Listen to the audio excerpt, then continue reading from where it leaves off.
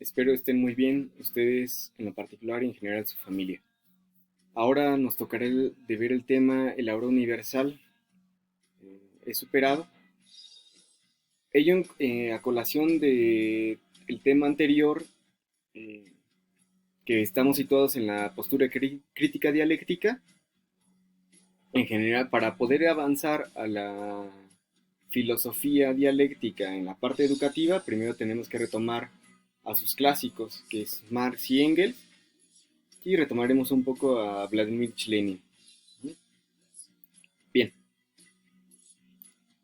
recordemos que crítica la retoma Marx en la Sagrada Familia, en particular de la cuestión judía, y la tercera crítica va a ser la superación de las contradicciones de la crítica 1 y de la crítica 2, y ese va a ser, lo veremos en unas láminas posteriores, pero ese es cuando ya no se puedan aguantar esas contradicciones, tarde o temprano va a llevar a que exploten, pero para que pase eso no es de manera fortuita o a través del desarrollo del espíritu absoluto, como lo plantea Hegel, sino por la práctica social del sujeto. Bien, entonces tenemos que lo vamos a retomar de los manuscritos económicos filosóficos de 1844-48. En este texto Marx va a criticar a dos, principalmente a Ludwig Feuerbach y a Hegel. En relación a qué va a ser la crítica, a la concepción que ellos tienen sobre la enajenación del sujeto en las relaciones sociales de producción, es decir, cómo el sujeto interactúa con su medio. Bien, aquí es importante distinguir dos materialismos, que es el materialismo vulgar y que este primer materialismo lo va a plantear Marx, lo va a desarrollar un poco en La miseria de la filosofía, que es una crítica al texto de Proudhon, un anarquista que él escribe Filosofía de la miseria. En el texto de Marx se llama Miseria de la filosofía, y lo va a hacer añico, lo va a hacer pedazos y lo va a hacer ver como un tonto. Uh-huh. Bien, pasemos a la siguiente lámina. Ustedes ven en la pantalla dos recuadros, uno en blanco, que vamos a trabajar la concepción de Hegel, que vulgarmente aquí hay que hacer una anotación, que le han dicho tesis, antítesis y síntesis. Hegel no hablaría sobre ello, no sé de dónde toman eso, ese es el problema de no leer al autor y manualizarlo, y solamente quedarnos con la regurgitación de profesores, ¿no? Y lo escuchamos de un profesor. Ahora soy alumno y cuando me toque ser profesor, como me acordé que el profesor en ese momento lo dijo, y como no le cuestioné y lo di por hecho su verdad, la paso como una verdad. Bien. Y del otro lado, en el recuadro en color azul, está el ahora universal, en haber sido, perdón, de Marx, que lo vamos a retomar de los manuscritos económicos. Bien, entonces comencemos con el punto 1. El primero dice, indico el ahora que se afirma como lo verdadero, pero lo indico como algo que ha sido o como algo superado. Detengamos un poco, dice, el ahora que se afirma como lo verdadero, el ahora, pero indico como algo que que pongan atención en el HA. A quiere decir que comenzó y continúa. Por tanto, si continuó, fue superado. ¿Cuál? El ahora, que ya no es. Entonces se supera la primera verdad. Es decir, es ahora. Vamos ahora con Marx. Dice, toda riqueza se convierte en riqueza industrial. Es decir, en un planteamiento de manera general. Pero detengámonos. Esa riqueza, ¿cómo se generó? ¿Cómo se convirtió en riqueza? ¿Cómo sale la riqueza? Pues pensemos que algo se nos está olvidando. ¿Se genera en dónde? ¿En la producción de qué? De las mercancías. ¿Y quién lo produce? Tiene que haber un trabajo concreto, ¿cierto? Ese trabajo concreto lo realiza un trabajador concreto, es decir, uno de carne y hueso, que respira, que come, que tiene sueños, que tiene ilusiones, etc. Dice, la hora, que es riqueza del trabajo. En una primera acepción, que es el ahora, dice, es para para dueños y para trabajador. Pero no, dice, ha sido en general. Veremos que esta riqueza en general, que es para dueño y para trabajador, es falso. Pasemos ahora con Hegel en el segundo. Ahora afirmo que la segunda verdad, que lo ha sido, está superado. Ahora dice, ha sido, está superado. ¿Cuál ha sido superado? El ahora del uno, del primero. Pasemos con Marx. La riqueza no lo es. Ajá. Es ganancia por el trabajo. No es ganancia del trabajador, ¿eh? Ojo ahí. Es ganancia por el trabajo concreto de quién? Del trabajador. Entonces hubo alguien que obtiene sin trabajar y hay alguien que trabaja y no obtiene ganancia. ¿Quién es? El trabajador. Por eso se niega la primera verdad, que es riqueza en general. Falso. Uh-huh. Bien. Ahora en el tercero, perdón. Pero lo que ha sido no es supero lo que ha sido o el ser superado, o la segunda verdad, negando con ello la negación del ahora y retornando así a la primera afirmación, el ahora es. ¿Qué implica ello? Niego lo es de quién, del segundo punto, el ha sido. Uh-huh. Es decir, la negación del ahora, que vuelva a ser el ahora es, pero ya no de manera igual que como comenzamos, es decir, no es de manera cíclica, ajá, sino dialéctica, como un electrocardiograma. Por ello, Marx y Engels plantearon en el Manifiesto del Partido Comunista la historia, el motor de la historia de la humanidad, ojo, ha sido la lucha de clases entre explotados y explotadores. Uh-huh. Bien, ahora pasemos en el 3, como lo dice Marx, en los manuscritos dice, el ácido, que es la riqueza del 1, lo general, no es, ya lo vimos en el 2, por eso lo negó con el ácido superado.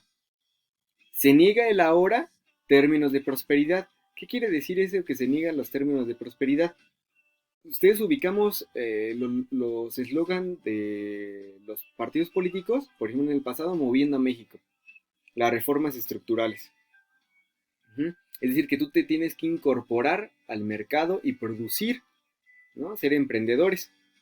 Recordemos, por ejemplo, eh, como en educación, y lo veremos más adelante en otros temas, cómo términos de fábricas se fueron impuestos en el sistema educativo, no solamente en México, sino de manera general, y este es en aras de producir, para ser sujetos productivos. Entonces dice, se nega el ahora en términos de prosperidad. Es decir, esa prosperidad, como lo vimos en el 2, no es para el trabajo en general, no es para el trabajador, sino para el dueño de la fábrica, que ni siquiera conocemos, por ejemplo. Uh-huh. Dice, lo que es en el sí, es decir, el capital, ya no es dinero, vean, ¿eh? Ajá. Dice, ya no como dinero, es decir, entre paréntesis está la D, sino como de ganancia, es decir, la D prima. En esa espiral que va a hablar Marx, invierte, pero ese resultado del trabajo producido, la modificación y la transformación, perdón, de la mercancía, del, del objeto en una mercancía, va a obtener riqueza, pero para alguien, no para en general.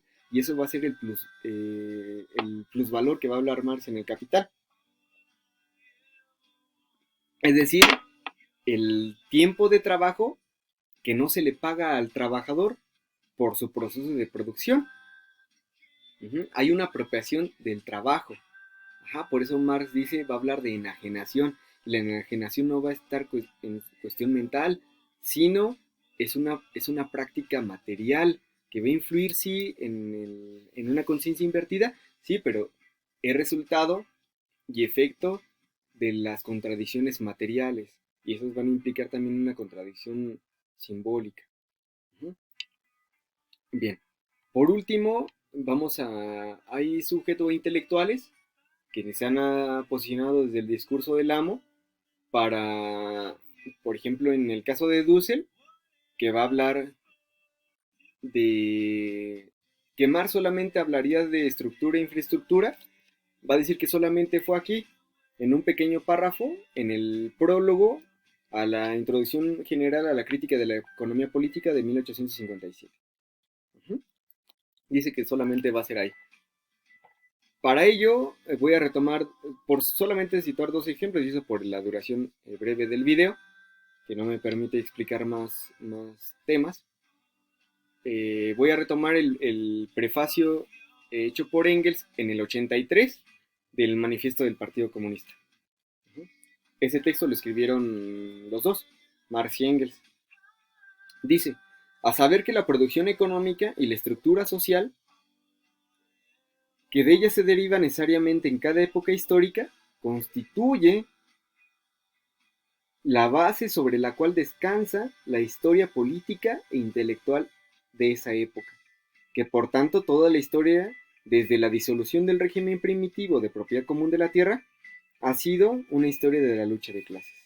Es decir, que tenemos una base económica, y sobre esa base económica que no se ve, pero que está, que existe, se va a alzar una superestructura, que dice que solamente trabajó en esta parte. Bien, ahora ese texto, por ejemplo, ahí Engels, en una nota que él mismo hace, dice que cuando estaban en Bruselas, Marx le plantea esas ideas que Engels pone en el prefacio, dice, me los puso y tal cual, más o menos tal cual. Y dice Dussel, bueno, en ese tiempo Marx ya se había muerto, en el 83. Ajá, el prefacio lo hace en el 83, Marx se muere en el 83. Y bien, sin embargo, por ejemplo, voy a retomar una carta que es Annenkopf, y vean, curiosamente, es en Bruselas en 1846, es decir, Engels no estaba mintiendo. Es decir, esas palabras sí se las dijo a Engels, y no solamente se las dijo a Engels, se las dijo o se las escribió a Annenkopf en una carta. Escuchen. A Proudhon, esta es una crítica del texto que les había dicho, Miseria de la Filosofía. Dice, Proudhon no reconoce el desarrollo histórico de la humanidad. Y se pregunta, ¿pueden los hombres elegir libremente esta o aquella forma social? No. Por aquello de que le criticaron a Engels en un texto que él escribiría tiempo después, que es Dialéctica de la Naturaleza, que es y según aquí, como Engels desarrolla la ley dialéctica, los marxistas o los marxólogos que aluden que han entendido a Marx porque lo leyeron directo sus obras del alemán en el Instituto de Amsterdam, y que los demás no lo podemos entender porque lo leemos en el castellano, ¿no? La traducción que hizo Wenceslao Rosas. A la pregunta que él se hace dice, no, nada de eso. Un determinado, ojo, utiliza la palabra determinado, determinado nivel de desarrollo de las facultades productivas de los hombres corresponde a una determinada forma de comercio y de consumo, a determinadas fases de desarrollo de la producción, más de constitución social, una determinada organización de la familia, de los estamentos o de las clases. En unas palabras, una determinada sociedad civil. ¿Qué tenemos en esta carta que les recupero? Justamente es que hay una base sobre la cual, la base que no se ve pero que está, y sobre la cual se alza una superestructura, pero para la superación de esa superestructura, como lo veíamos en el punto 3, para que exista eso, tiene que ser forzosamente la lucha de contrarios, y esa no va a ser por un individuo en lo particular, sino los sujetos organizados. Y dice Marx, eso no lo dije yo, sino lo ha dicho la historia de la humanidad. Por eso el término de revolución social. Y hasta aquí le vamos a dejar, que es la introducción y ahora ya vamos a anclarlo a los temas pedagógicos, esta filosofía.